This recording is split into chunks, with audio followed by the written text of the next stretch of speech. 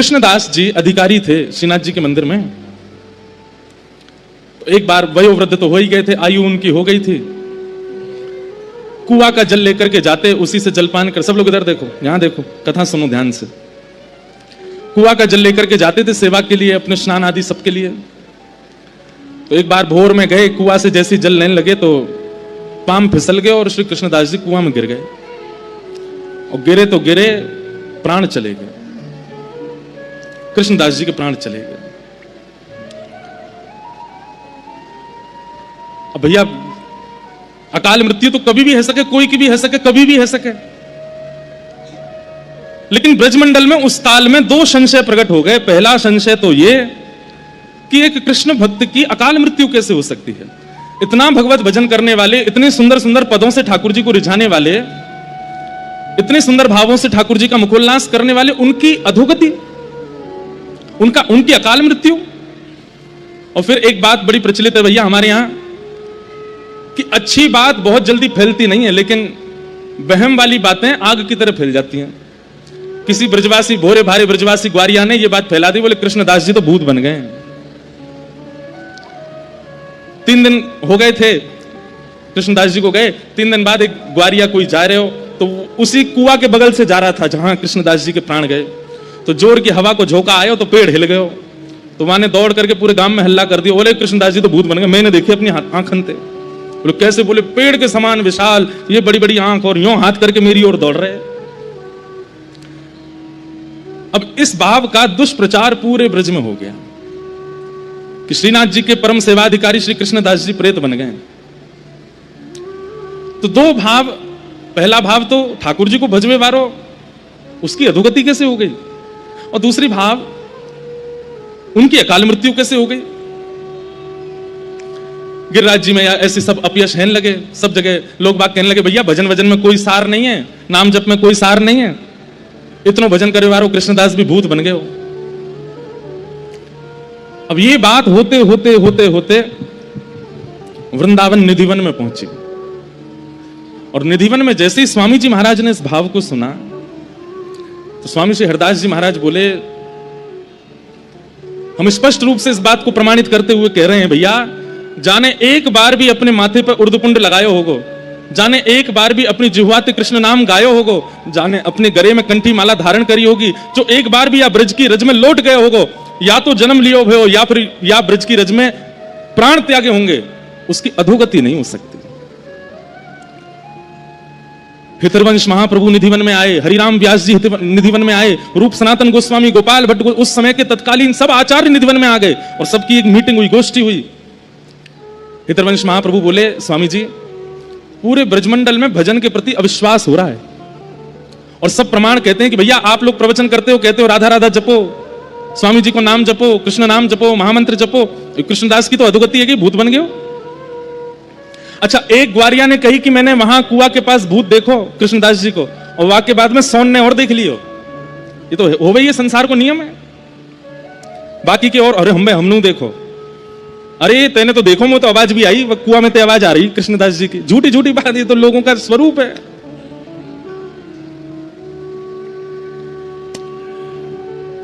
स्वामी जी महाराज, हितरवंश महाप्रभु, हरिराम व्यास जी, गोपाल भट्ट गोस्वामी, रूप सनातन गोस्वामी, सब लोग निधिवन में इकट्ठे हुए। स्वामी जी बोले, भैया देखो यहां बैठ करके वार्ता करने से कुछ नहीं होगा। हितरवंश महाप्रभु बोले, हाँ प्रभु, मैं भी ये चाहता हूं कि हम गांव गांव जाएं और जाकर के प्रवचन करें और लोगों को नाम की महिमा, कथा की महिमा, जप की महिमा बतावें। ये अविश्वास अच्छो नहीं है। स्वामी जी बोले, भैया ब्रजवासी ने नाय समझानो, ब्रजवासी तो कछु नाय कहनी, ब्रजवासी के काज प्रवचन नाय करनो। तो फिर बोले, अब तो लड़ाई ठाकुर जी तो होगी, अब तो यार श्रीनाथ जी को ही देखेंगे हम जाके। अपने यश गावे वाले कृष्णदास की अधोगति कैसे करा दी इनने। और अधोगति भाई, अधोगति तो नहीं भई है, अकाल मृत्यु भई है, लेकिन ये अधोगति को अपयश श्रीनाथ जी कैसे सह रहे हैं। और मानो जैसे स्वामी जी नहीं बोल रहे हैं, ललिता जी बोल रही हैं, इशारों करके कह रहे हैं, कहां है हरिराम व्यास जी, मानो विशाखा जी, हरिराम व्यास जी विशाखा है, चलें गोवर्धन। विशाखा जी बोले, हम भाई चलो यार, बता के हमें यानी अपने चेला को कैसे अपयश करवायो। इतने में वंशी के अवतार श्री हितरवंश महाप्रभु वो बोले, चलो। रूप मंजरी रूप गोस्वामी, लवन मंजनी श्री सनातन गोस्वामी, सब बिल्कुल अपने सहचरी भाव में आ गए। सबने अपने फेंटा कसे, मानो बोले अब या लाला को मजो चका के हमें चलो। और निधिवन से पहली बार, ऐसे तो जाते रहते हैं आचार्य चरण पर, एक साथ वृंदावन के सारे शीर्ष आचार्य निकल पड़े गिरिराज जी के लिए। असंख्य संख्या में लोग ब्रजवासी सब संग हो लिए। और कहा कहते जा रहे हैं, बोले गिरिराज बाबा को बताएंगे, ये श्रीनाथ जी ते लड़ना है, श्रीनाथ जी ते ही बात करनी है हमें। इतनी सुंदर भावना बताते हैं कि अब लोगों ने नाम सुना है स्वामी श्री हरदास जी, लोगों ने नाम सुना है हितरवंश महाप्रभु, नाम सुना है गोपाल भट्ट गोस्वामी, पर किसी ने देखा तो है नहीं।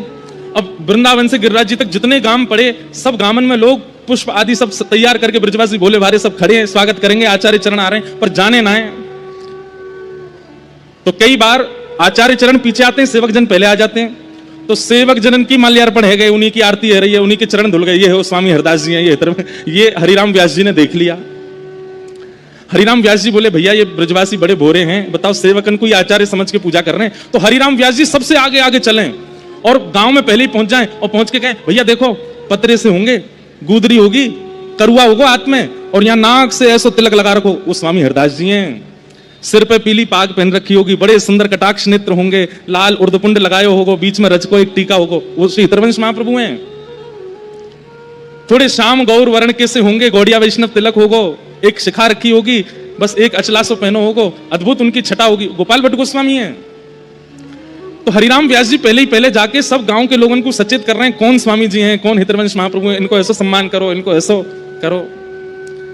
ब्रजवासी सबन को सम्मान करें, सबन को प्रणाम करें, और फिर कहें, भैया हमने सुनी कोई हरिराम व्यास भी आया, वो कहाँ है? तो फिर स्वामी जी कहते, बोले आप लोगों के संग जो खड़ेंगे हरिराम व्यास है, इनका भी सम्मान करो। तो फिर ब्रजवासी, अरे बाबा तुम तो पहले थे, ऐसे आके बैठ गए हमारे घर में जैसे हमारे यहाँ के ही हो, आपने अपना परिचय तो दिया नहीं। बोले अरे ये सब आचार्य चरण बड़े हैं, इनके करो। सारे आचार्य एक साथ गिरिराज जी आ रहे हैं।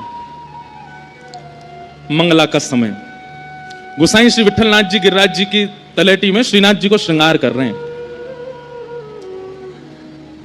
और जैसे श्रृंगार कर रहे हैं, पाग बांध रहे हैं सिर पे, और इतने में कहा देखो श्री जी बाबा खड़े खड़े ऐसे हाथ कांप रहे हैं श्रीनाथ जी के। गोसाई जी बोले, जय जय, कहा भैया? बोले सुनो तुम जल्दी जाओ। बोले क्यों? अरे स्वामी श्री हरदास जी आ रहे हैं, हितरवंश महाप्रभु आ रहे हैं, हरिराम व्यास आ रहे हैं, गोपाल भट्ट रूप मंजरी सब आ रहे हैं, तुम इनको वहीं रोक लो, ये राधा कुंड में ये सबरे आके मेरी छाती पर चढ़ेंगे, मैं बहुत डांटेंगे, तुम इनको वहीं रोक लो। गोसाई जी बोले, अरे जय जय, ये सब आपके सेवक हैं, आपको लाड़ लड़ावे आ रहे हैं। बोले लाड़ लड़ावे नहीं आ रहे हैं, वो कृष्णदास हवा बन गया, बाकी काजे डांट में आ रहे हैं मुझे, और मुझे पूछवे आ रहे हैं कि तुमने वो हवा कैसे बनाया हो। लेकिन मैं कैसे बताऊं कि वो हवा ना बनो है। हवा समझे? हमारे ब्रज में भूतते के हैं हुआ।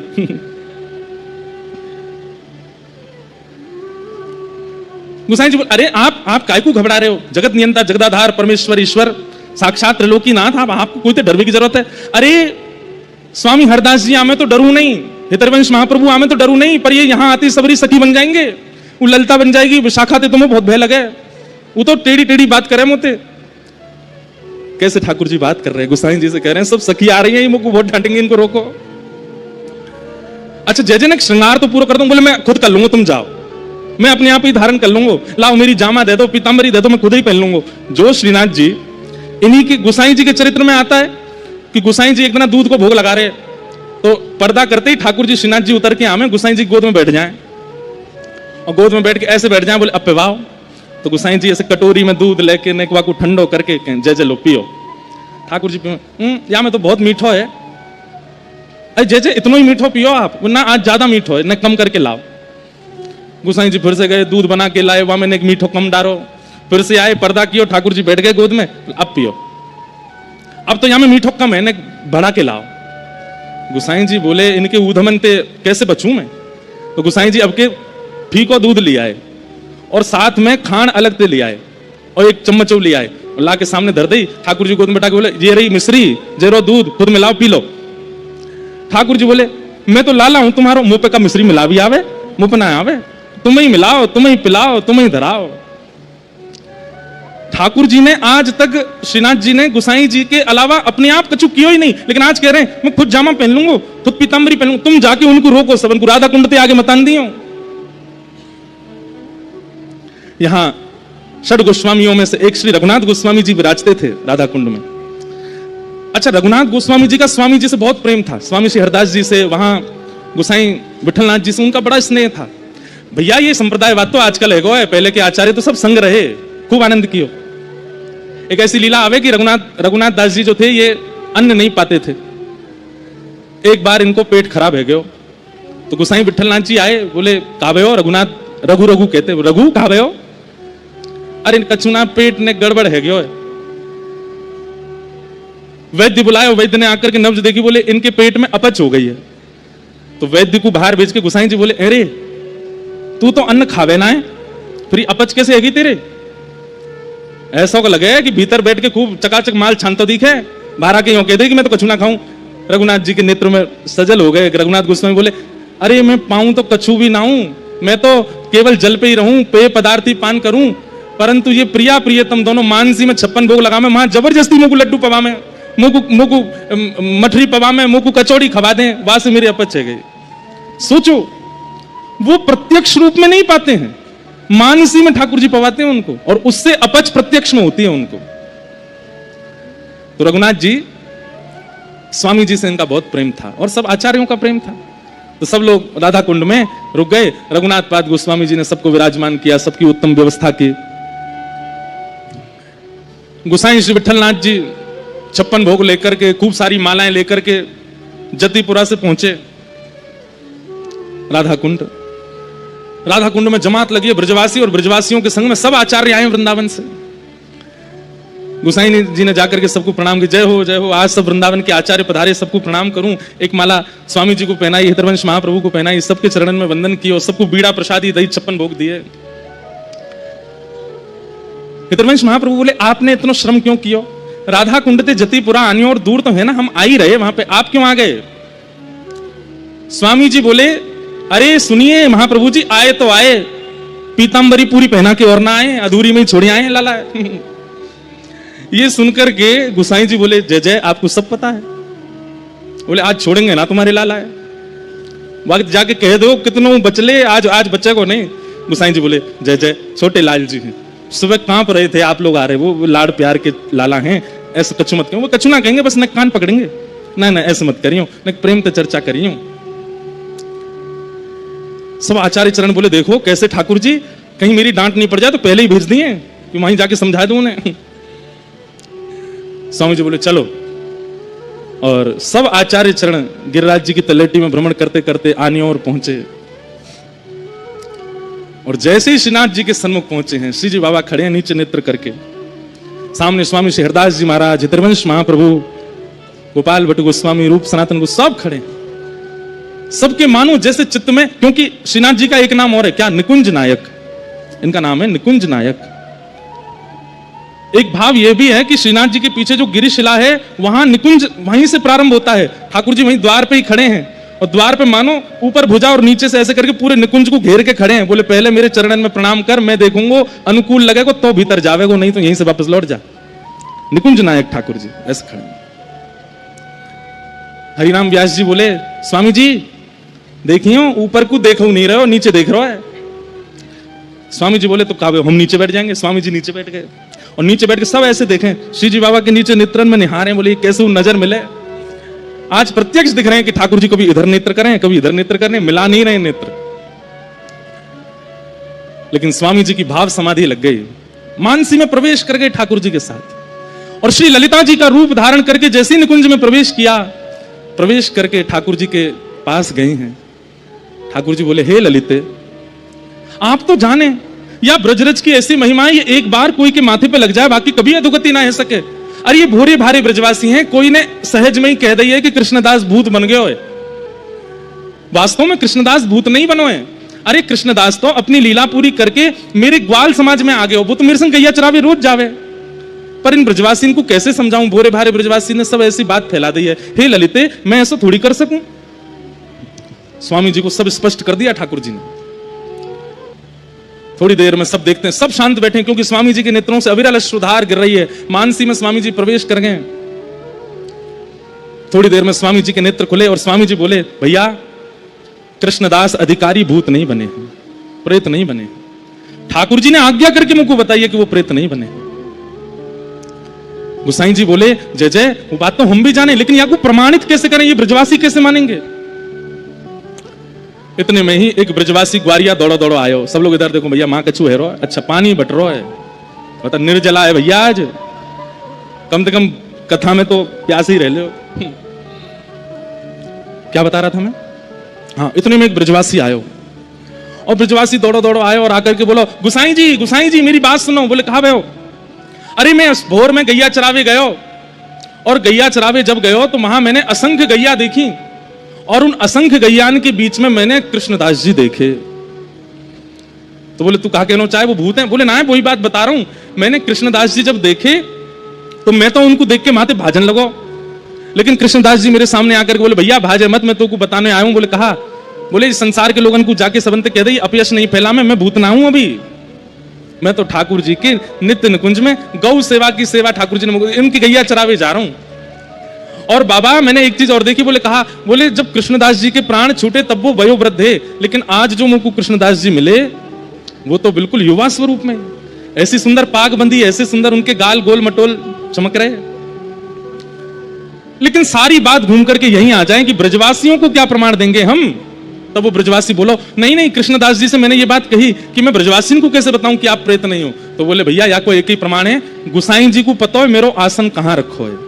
गुसाई जी से कहो मेरो आसन हटावें और वहां के नीचे तेरे हाथ गड्ढा करें तो वहां 100,000 स्वर्ण मोहर मिलेंगी, और वहां से ये प्रमाणित है जाएगा कि भैया गुसाई कि कृष्णदास प्रेत नहीं है। कृष्णदास तो भगवत भाव को प्राप्त है। सब लोग गए, ब्रजवासियों की भीड़ लगी है महाराज।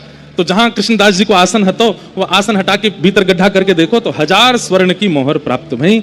वासे वा ब्रजवासी की बात सिद्ध भई कि श्री कृष्णदास जी प्रेत नहीं है। और तब स्वामी शेहरदास जी, हितरवंश महाप्रभु और समस्त आचार्य ने ठाकुर जी की जाकर के बलैया ली, और फिर गुसाई जी से कही बोले अब हम सब ब्रज के रसिकन की ओर से ठाकुर जी को एक दिव्य 56 भोग को मनोरथ करो, क्योंकि ठाकुर जी ने ये स्वयं सिद्ध किया है कि मेरे भजवे वारे को मुंह को भजवे वारे की कभी अधोगति ना होवे।